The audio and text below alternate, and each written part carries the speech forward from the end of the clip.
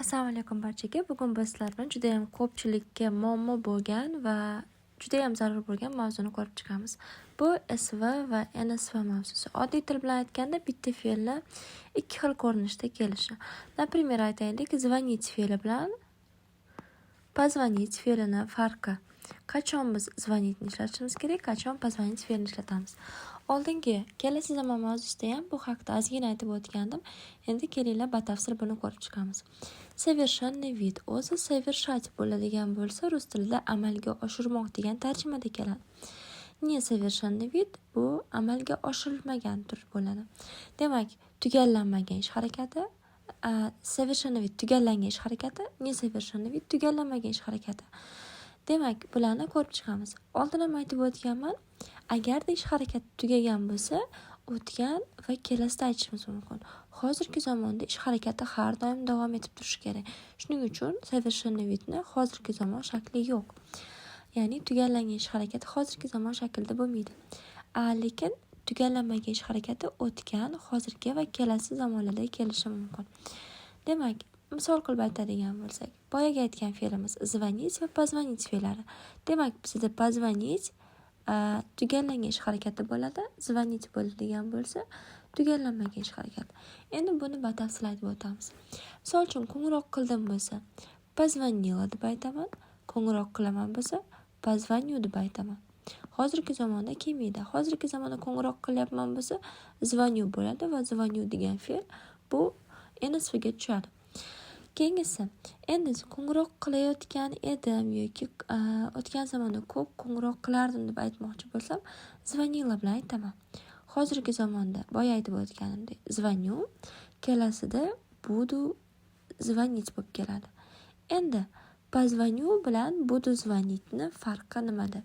Yoki позвонила bilan звонилani farqi nimada? Buni ko'rib chiqamiz. Demak, farqlari NSVga nisbatan, ya'ni tugallanmagan ish harakatiga nisbatan shu yerda yozib qo'yaman. Bu demak NSVga mos keladiganlari bo'layotgan ish harakat, tugagan ish harakat bo'lsa, совершенный видga mos keladi. Demak, birinchi bo'lib ko'rib chiqadigan narsamiz bu hozir bo'layotgan ish harakati. Misol uchun qaraymiz. Я читаю книгу. Men hozir kitob o'qiyotgan bo'lsam aytishim mumkin. Или я веду урок. Веду урок degan dars o'tyapman degani. Hozirgi zamonda bo'lyapti bu ish harakat, shuning uchun NSVda keladi. Так, веду deganni qaysi joydan olyapman? Вести fe'li bor и провести fe'li bor. O'tkazmoq ma'nosini beradi. Demak, takrorlanadigan ish harakatga nisbatan qanaqangi aytamiz? Misol uchun, я читал эту книгу каждый вечер. Каждый вечер bo'lgani uchun ham ish harakati bizda takror kelyapti. Keyingisi, natijasiz shunchaki gapirganda ham aytishimiz mumkin. Misol uchun, он учится в университете. Shunchaki aytyapmiz, u universitetda o'qiydi.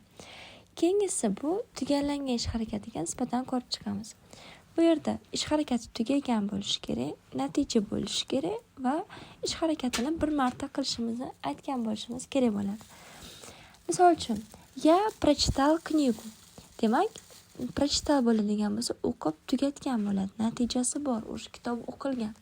Ikkinchisi, она выучила слова. U so'zlarni yodladi. Bu yerda ham natijamiz bor.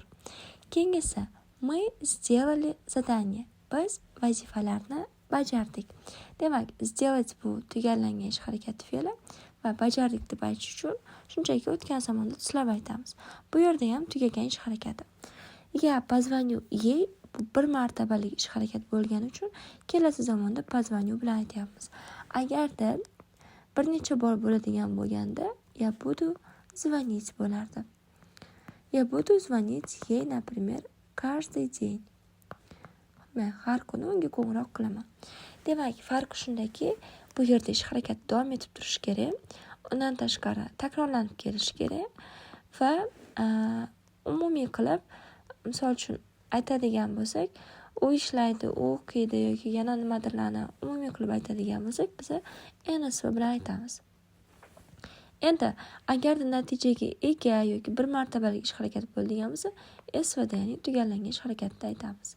O'ylaymanki, bu mavzu sizlarga tushunarli bo'ldi. Keyingi darslarimizgacha ko'rishguncha xayr.